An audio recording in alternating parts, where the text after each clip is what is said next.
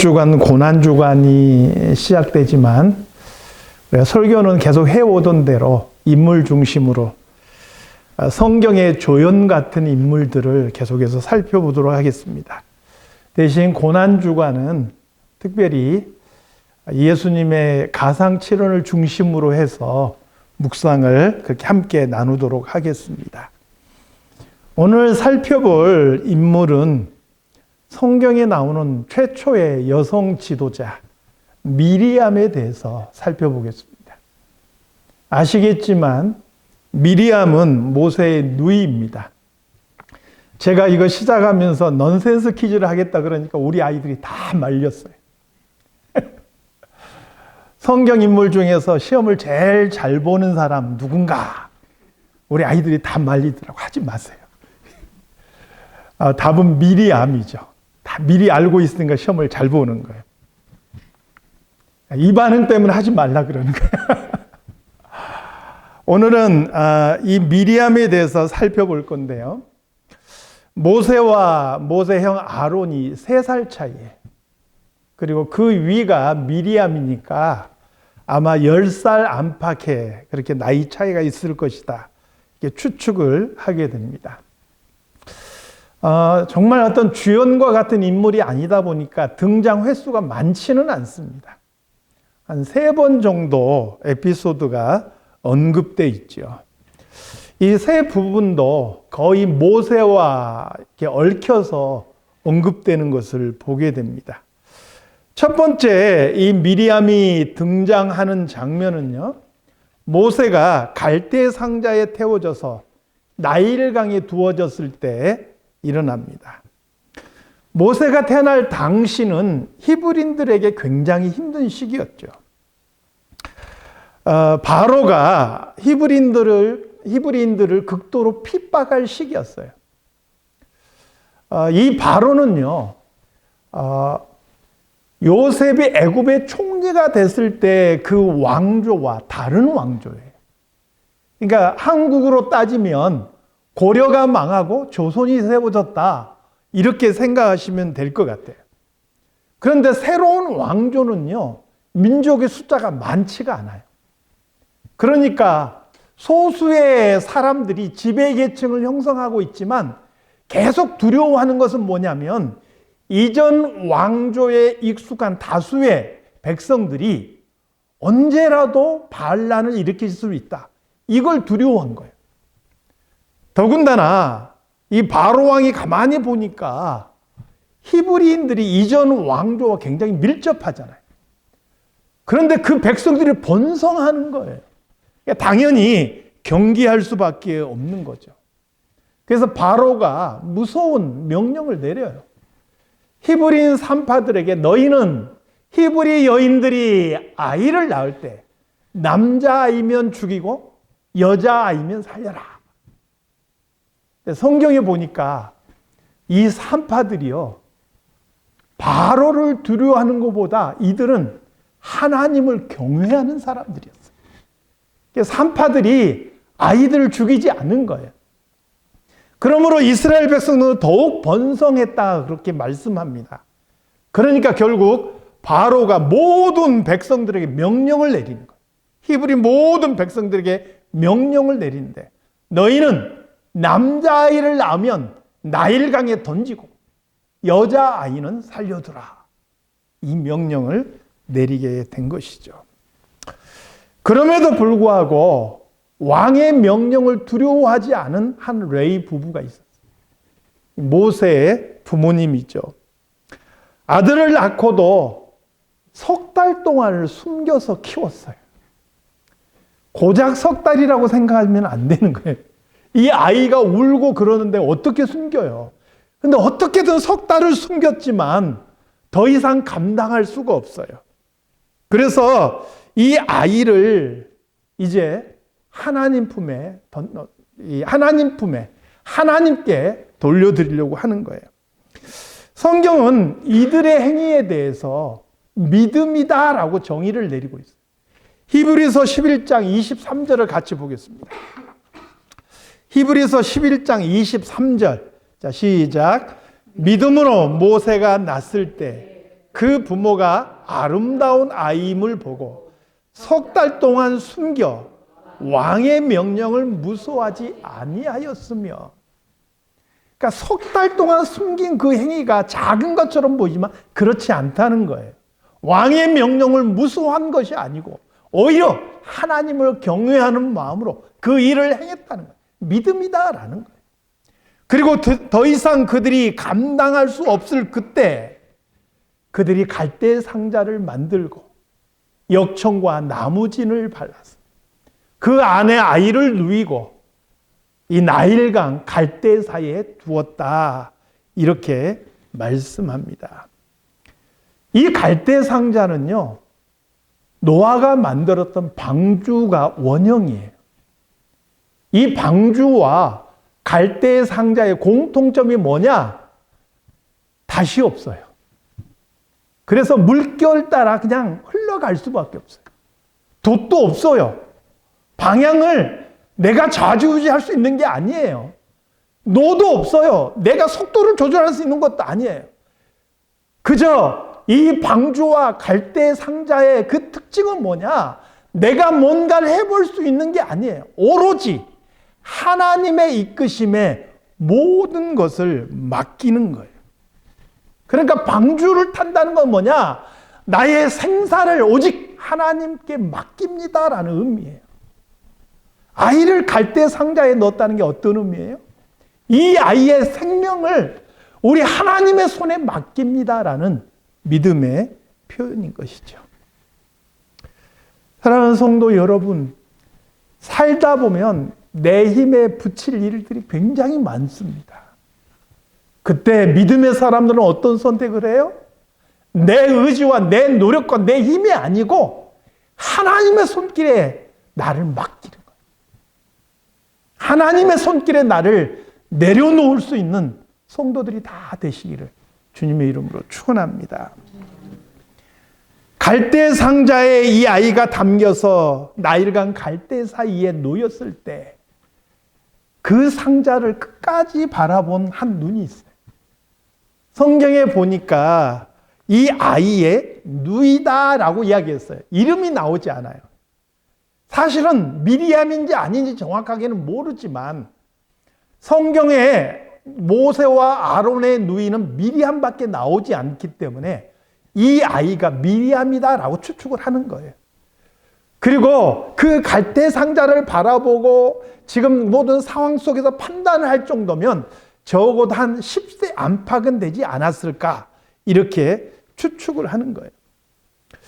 이 미리암이 끝까지 아이가 어떻게 되는지를 지켜보다가 애굽의 공주가 이 갈대 상자를 발견하고 그 상자 안에 있는 이 아이를 발견한 거예요.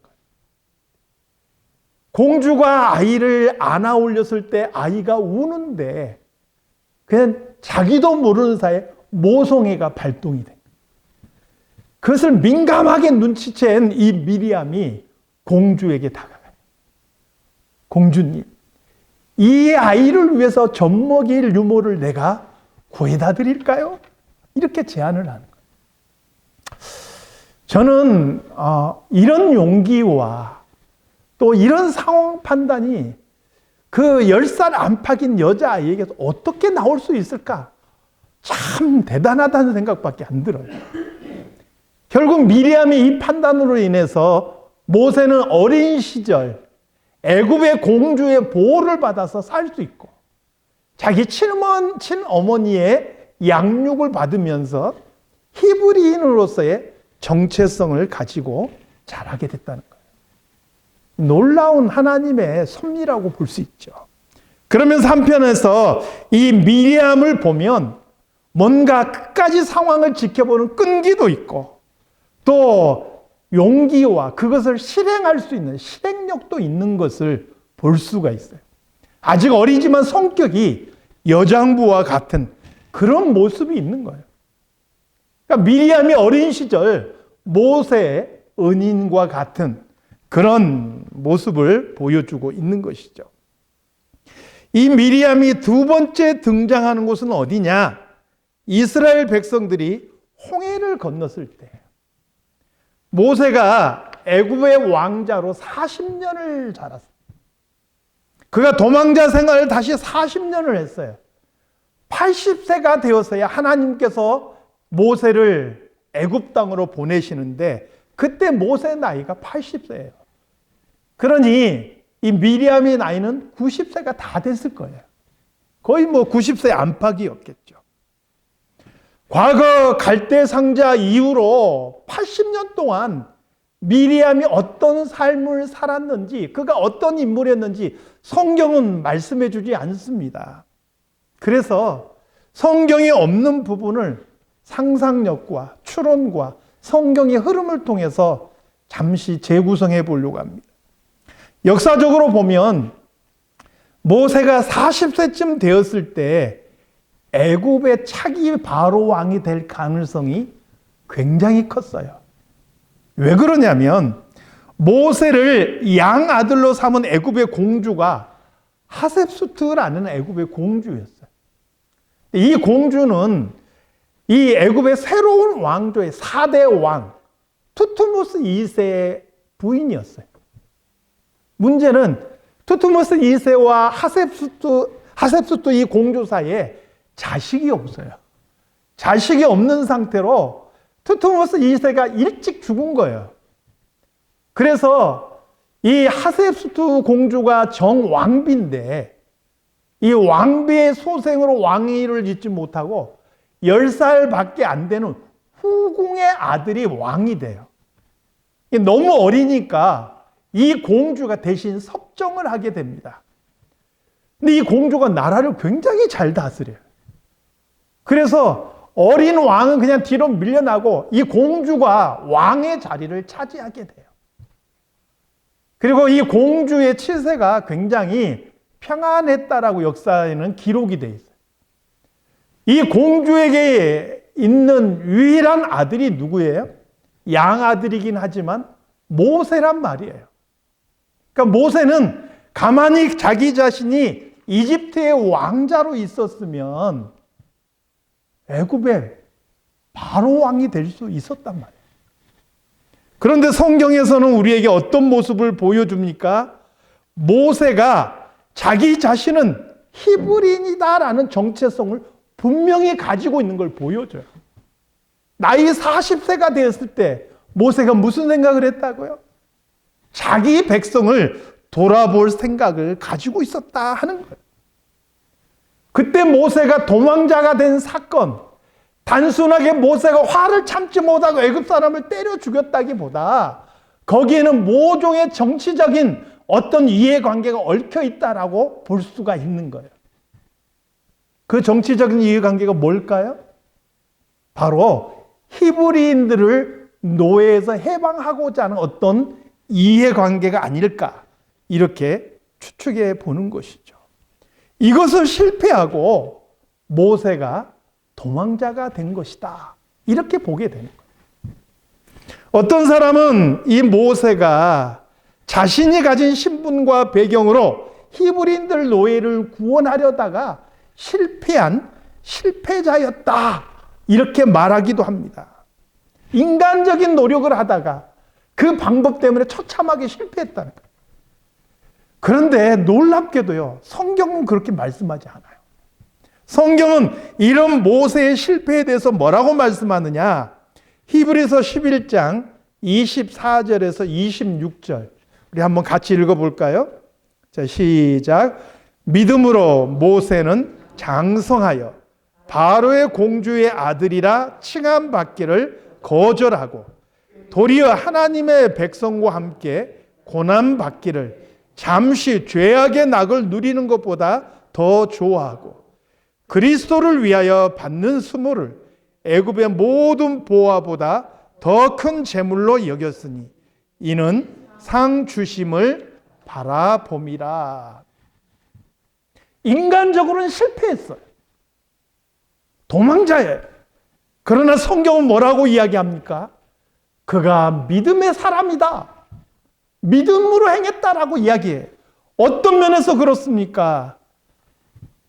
모세가 비록 실패했을지는 모르지만 그는 애굽의 공주보다 그리고 애굽의 왕이 되어서 소유할 수 있는 모든 보화보다 하나님의 백성으로서의 길을 택했다라는 거예요. 비록 실패했지만 그런 모세의 선택을 성경은 믿음이다라고 인정해주고 있는 거예요. 심지어는 구속사적인 관점에서 모세는 그리스도를 위하여서 순환을 받았다, 수모를 당했다, 이렇게 평가하고 있다는 거예요. 그래서 성경은 40세의 모세를 실패자라고 규정하지 않습니다. 세상으로 보기에는 실패했음에도 불구하고 성경은 그를 믿음의 사람이다 인정하는 거예요. 예전에 가수 중에서, 물론 복음성가도 부르시지만 가수 중에서 하덕규 씨라고 했어요. 이분이 찬양하면서 간증하는 그 자리에 참여한 적이 있는데 참 그분이 하신 말씀이 제 가슴에 와닿았어요. 세상에 예수 잘 믿고 복받고 건강해지고 성공했다는 사람 많이 만나봤다는 거예요. 자기는 예수 믿고 내가 사업 망했습니다. 예수 믿고 내가 실패했습니다. 그런 사람 좀 만나봤으면 좋겠다는 거예요. 여러분, 우리가 예수 믿으면 다 세상에서 성공하나요? 다 병고침 받나요? 그렇지 않습니다. 내가 예수 믿고 믿음의 길을 선택했음에도 불구하고 실패할 수 있어요. 병들 수 있어요. 그럼에도 불구하고 내가 하나님의 백성으로서의 그 길을 잃지 않고 포기하지 않는 것, 그게 믿음이라는 거예요. 그게 모세가 선택했던 길이라는 거예요. 사랑하는 성도 여러분, 세상에서 실패할지라도 내가 하나님의 백성으로서의 믿음의 길을 포기하지 않는 믿음의 사람들 다 되시기를 주님의 이름으로 축원합니다. 이 모든 과정 속에서도 성경은 미리암에 대한 얘기가 없어요. 근데 저는 이 모든 과정 속에서 미리암이라는 사람이 어떻게 이 80년을 보냈을까를 제 나름대로 생각을 해봤어요. 아까 말씀드렸죠. 끈기가 있고 용기와 실행력이 있는 여장부로서의 미리암. 그냥 평범하게 살았을 것 같지 않아요. 그는 히브리인들이 노예에서 해방되기 위해서 자기의 일생을 바쳤을 것 같아요. 무엇보다도 하나님께서 이 백성에게 무엇을 원하실까를 깊이 묵상하였을 것 같아요. 그냥 제가 막연하게 상상하고 있는 게 아니에요. 이스라엘 백성들이 출애굽하고 그리고 출애굽기 15장에서는 홍해를 건넌 다음에 그 하나님의 은혜를 찬양하는 모습들이 나와요. 애굽의 군대가 추격했지만 하나님께서 그들을 다 홍해 속에 수장시키시고 이스라엘 백성들을 건져주셨죠. 그 구원의 감격 속에서 이스라엘 백성들이 부른 찬양이 출애굽기 15장에 있어요. 이 찬양의 끝부분에 보니까 바로 미리암이 등장합니다. 출애굽기 15장 20절에서 21절입니다. 우리 같이 읽겠습니다. 아론의 누이 선지자 미리암이 손에 소고를 잡으매 모든 여인도 그를 따라 나오며 소고를 잡고 춤추니 미리암이 그들에게 화답하여 이르되 너희는 여호와를 찬송하라. 그는 높고 영화로우시며 말과 그 탄자를 바다에 던지셨음이로다 하였더라. 아멘.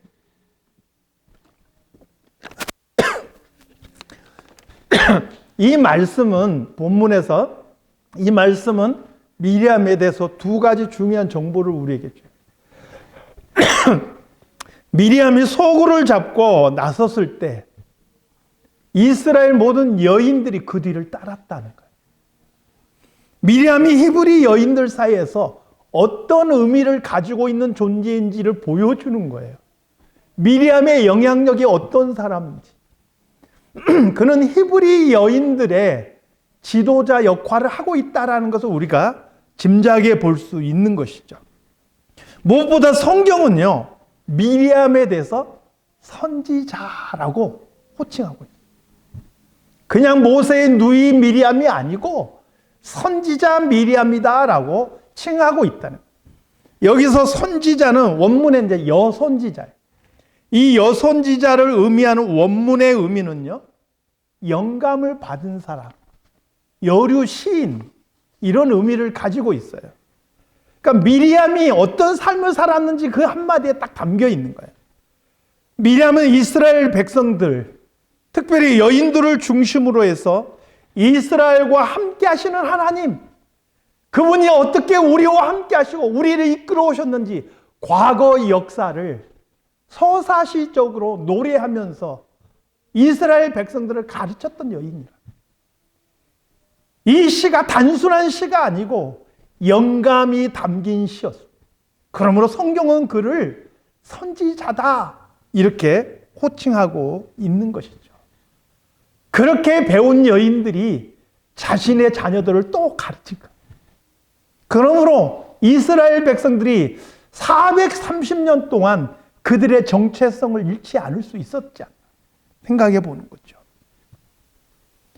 출애굽기 15장에서는 이 미리암의 찬양이 나오는 거예요. 너희는 여호와를 찬송하라. 그는 높고 영화로우시며 말과 그 탄 자를 바다에 던지셨음이로다. 하나님의 구원이 어떻게 나타나는지 우리가 찬양할 대상이 누군지 명확하게, 짤막하지만 명확하게 노래하고 있는 모습을 보게 돼요. 이때 미리암의 나이가 몇 세쯤 됐다고요? 90세쯤 됐어요. 우리 김동철 집사님 나이쯤 되신 거예요. 여러분, 90세임에도 불구하고 여전히 영감이 충만하고 여전히 지도자로서 선지자로서 그 사명에 충실한 미리암의 모습을 본다는 거예요. 그의 과거의 삶이 어떠했는지를 볼 수 있어요. 그리고 여전히 변하지 않게 하나님 앞에서 영감 있는 사명자로 살아가고 있는 모습을 본다는 거예요. 이 자리에 계시는 어르신들 많지요. 내 나이가 이제 뭘 더 할 수 있겠나. 그냥 사람들 조용히 리스펙 해주면 그거 받고 그냥 사는 거지 뭐. 그렇게 생각하지 마십시오. 내 기도가 교회를 살릴 수 있고 내 기도가 다른 사람들에게 영적인 힘이 될 수 있고 내가 얼마든지 내 나이와 관계없이 하나님 앞에 영적인 사람으로 살아갈 수 있다는 것을 잊어서는 안 될 겁니다. 나이는 잊으세요. 내가 지금 하나님 앞에 어떤 모습으로 살아가느냐가 중요한 거예요. 내가 나이가 80이 되고 90이 되어도 아니 100세가 된다 할지라도 늘 하나님 앞에 영감 있는 성도로 살아갈 수 있기를 주님의 이름으로 축원합니다. 다음으로 미리암에 대해서 성경이 기록하고 있는 게 오늘 읽은 본문 민수기 12장입니다. 오늘 본문에 기록된 미리암의 모습은 긍정적이지 않아요. 부정적인 모습으로 아론과 함께 모세를 향하여서 대립하는 그러한 모습을 보여주고 있습니다. 이 본문에 대해서 여러 가지 해석하는 방향들이 있겠지만 사실은 저는 이 본문을 리더십과 관련된 갈등이다 이렇게 보고 싶습니다. 표면적인 이유는 모세가 구스 여인을 취했다는 거예요. 민수기 12장 1절 말씀을 한번 읽어볼까요? 자, 시작. 모세가 구스 여자를 취하였더니 그 구스 여자를 취하였으므로 미리암과 아론이 모세를 비방하니라. 모세가 구스 여인을 아내로 취한 것이 대립하는 원인을 제공해요. 여기서 모세가 취한 구스 여인은 누굴까? 성경에는 구체적으로 안 나오는데 크게 두 가지 견해로 갈리더라고요. 첫 번째는 뭐냐면 모세의 첫 아내 시브라가 구스 여인이었다. 미디안 땅에 사는 구스 여인이었다. 이런 주장이 있어요. 그냥 그런 주장이 있다는 거예요. 그리고 대체적으로 이런 주장이 어디에서 많이 나오냐면 유대인들 사이에서 많이 그렇게 주장되어져요. 이게 옳고 그른지는 잘 모르겠어요. 두 번째는 뭐냐? 십보라가 죽은 후에 모세가 구스 여인과 재혼했다는 거예요. 실제로 이때는 십보라가 죽었을 것으로 보여집니다. 그렇기 때문에 모세의 재혼 자체는 문제가 없어요. 그리고 이스라엘 출애굽한 이스라엘 백성들은요, 단순하게 이스라엘 민족만 있는 게 아니에요. 그들과 신앙을 함께하는 다른 민족들도 섞여 있었어요. 그러니까 이스라엘이 혈통 중심의 이스라엘보다는 신앙 중심의 이스라엘이었음을 알 수가 있는 것이죠. 그러므로 모세의 이 결혼 자체는 문제가 없는 거예요. 그런데 중요한 것은요, 십보라랑 결혼한 것을 이야기하든 새로운 재혼을 이야기한 것도 관계없이 이 결혼은 과거에 일어난 어떤 사건이었다는 거예요. 지금 일어난 사건이 아니고 과거에 어떤 사건이었어요. 문장이 그래요. 과거에 있었던 사건을 끄집어내서 지금 아론과 미리암이 모세를 비방하고 있는 겁니다. 그러니까 중요한 것은 모세의 결혼이 아닌 거예요. 그것을 지금 핑계로 해서 모세 자체의 리더십에 대해서 지금 이의를 제기하고 있다. 이렇게 볼 수가 있는 거예요. 민수기 12장 2절 말씀 보면 명확하게 나와요. 비방하는데 비방하는 내용이 결혼에 대한 얘기보다는 다른 얘기가 나오는 거예요. 2절을 한번 같이 읽어볼까요? 자, 시작. 그들이 이르되 여호와께서 모세와만 말씀하셨느냐 우리와도 말씀하지 아니하셨느냐 하매 여호와께서 이 말을 들으셨더라. 영적인 리더십에 대한 갈등이라 하는 거예요. 왜 모세만이 이스라엘을 대표하는 지도자냐? 내가 아기 때 모세 구해준 거 아니야? 내 평생을 이스라엘 해방을 위해서 사역을 했고 이스라엘 여인, 이 이스라엘 백성들의 절반에 해당하는 여인들이 나를 따르는 내가 그 여인들의 지도자인데 그리고 나도 선지자로서 하나님의 말씀을 받았던 사람인데 미리암의 마음속에 그러한 생각이 있을 수 있었다는 거예요. 아론이 여기에 동조한 것도 비슷한 이유일 거예요. 나도 제사장인데 그것도 대제사장인데 내가 언제나 모세에 앞서서 백성들에게 내가 말을 선포했던 사람인데 내가 모세의 형인데 이런 생각이 있을 수 있었다 하는 거예요. 이러한 미리암과 아론의 생각에 대해서 성경은 하나님께서 들으셨더라 이렇게 말씀합니다. 그리고 아론과 미리암을 회막으로 부르셔요. 하나님께서 미리암과 아론에게 말씀하십니다. 너희 중에 선지자가 있으면 내가 그에게 환상을 통해서 말을 전하고 때로는 내가 꿈을 통해서 그들에게 말한다. 그러나 내 종 모세는 그와 같지 않다. 왜냐? 그는 내 집에 충성되기 때문이다. 나는 그와 대면에서 말하고 그는 내 형상을 보고는 너희가 어찌 내 종 모세 비방하기를 두려워하지 아니하느냐? 이렇게 말씀하셔요. 이게 무슨 말인지 아십니까? 미리암과 아론이 착각한 게 있어요.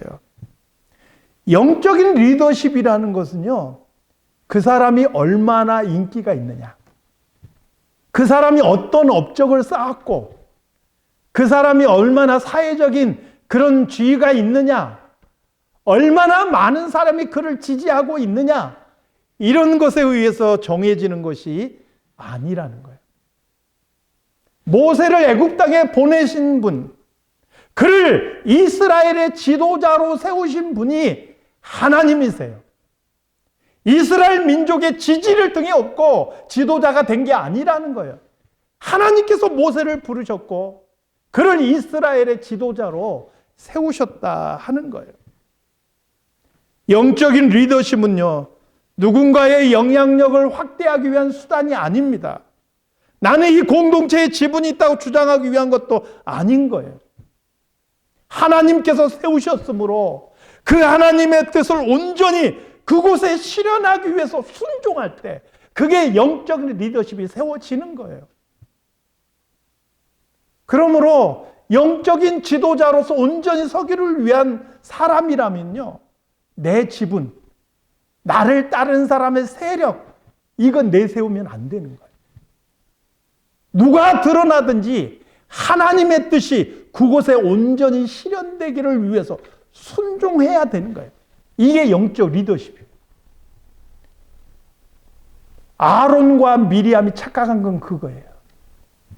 내가 지금 이 공동체에서 어떤 자리에 있는데, 내가 수고한 게 얼만데, 내 지분이 그래도 이 정도는 돼. 이런 생각 때문에 모세에게 지금 반발했다는 거예요. 우리 지분을 좀 더 생각해줘. 우리 역할을 좀 더 인정해줘. 그렇게 인정받고 싶었다 하는 거예요. 그러므로 하나님께서는 그들에게 말씀한 거예요.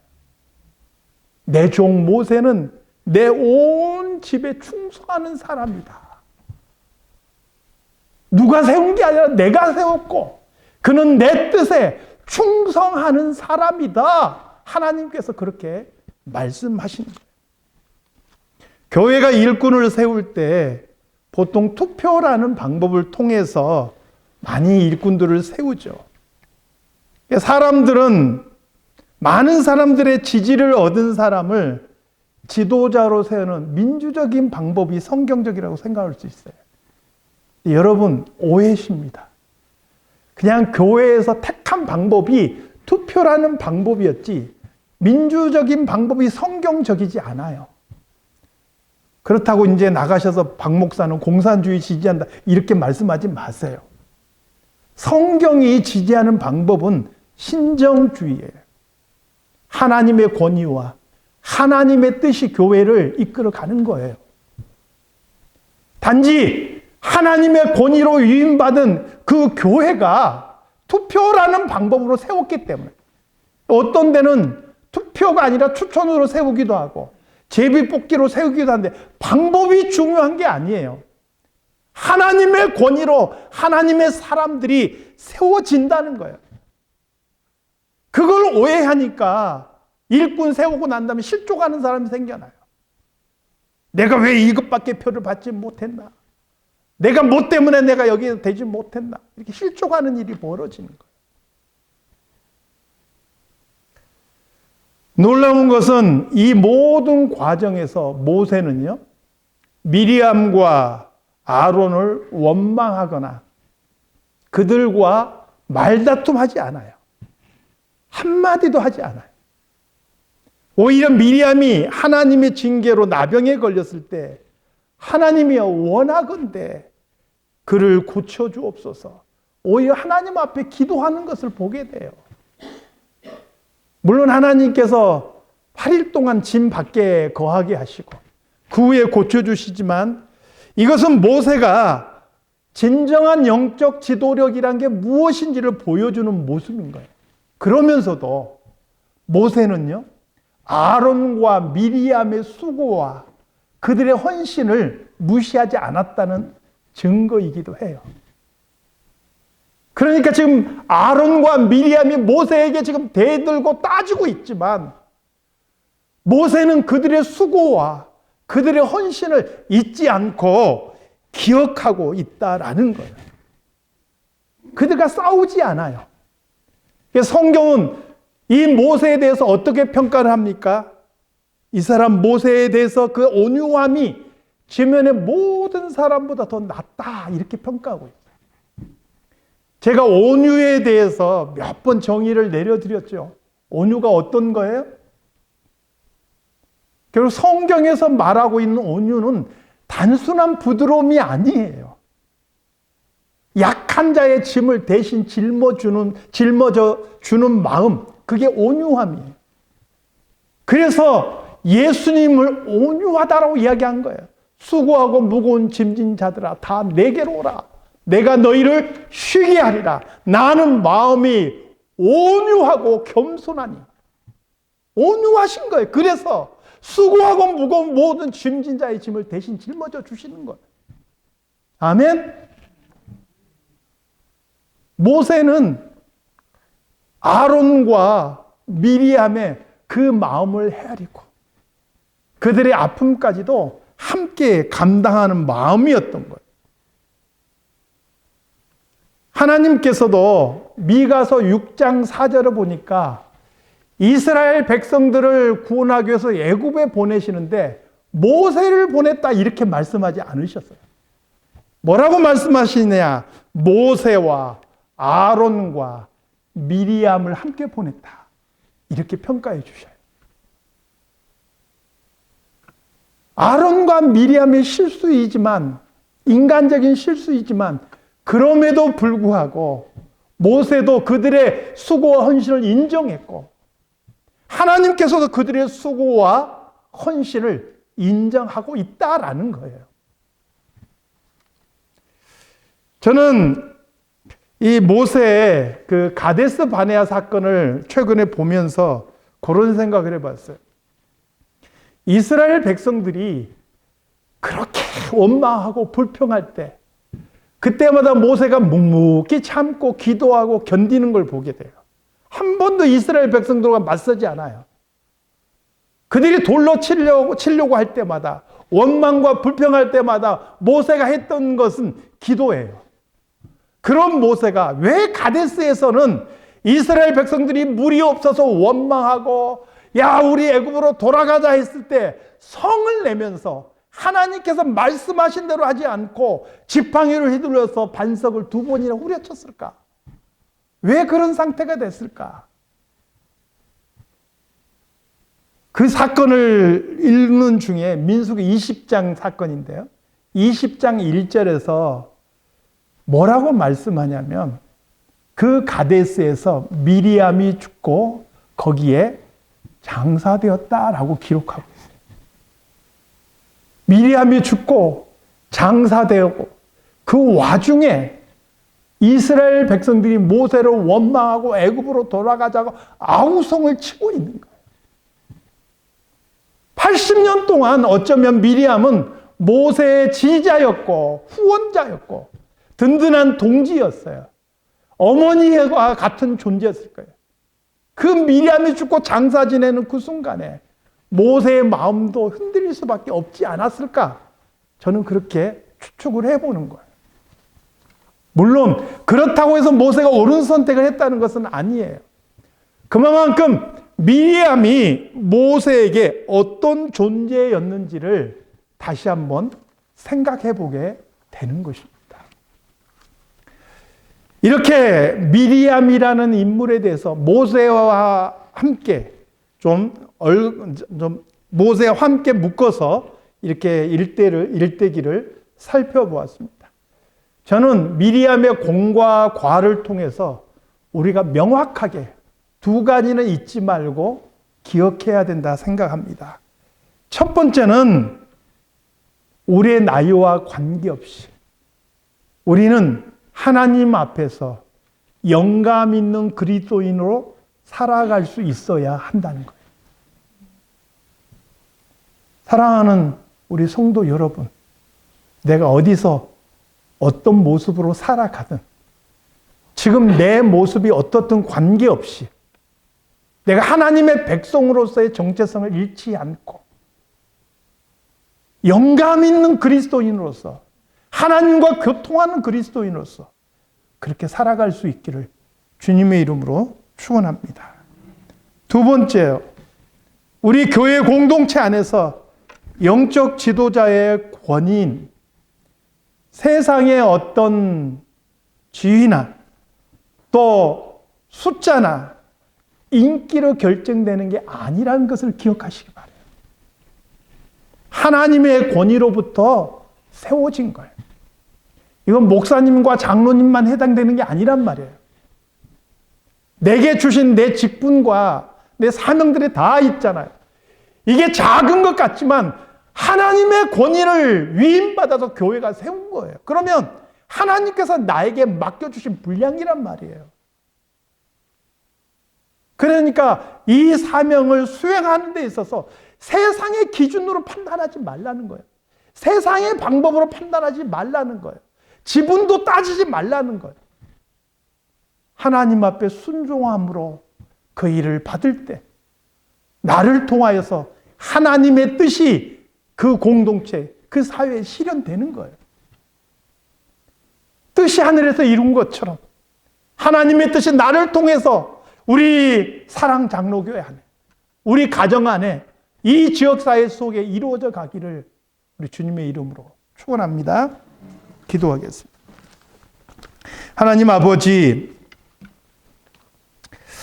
미리암의 일대기를 살펴보면서 우리 자신들의 모습을 다시 한번 돌아봅니다. 하나님, 세월이 흐르면서 하나님과의 관계가 멀어지고 영감을 잃어가고 있지는 않습니까? 다시 한번 회복될 수 있는 우리들이 되게 하여 주시옵소서. 내 몫에 주어진 십자가, 나의 사명들 충성됨으로 감당할 수 있는 우리 모든 성도들이 다 되게 하여 주시옵소서. 예수님의 이름으로 기도드리옵나이다. 아멘.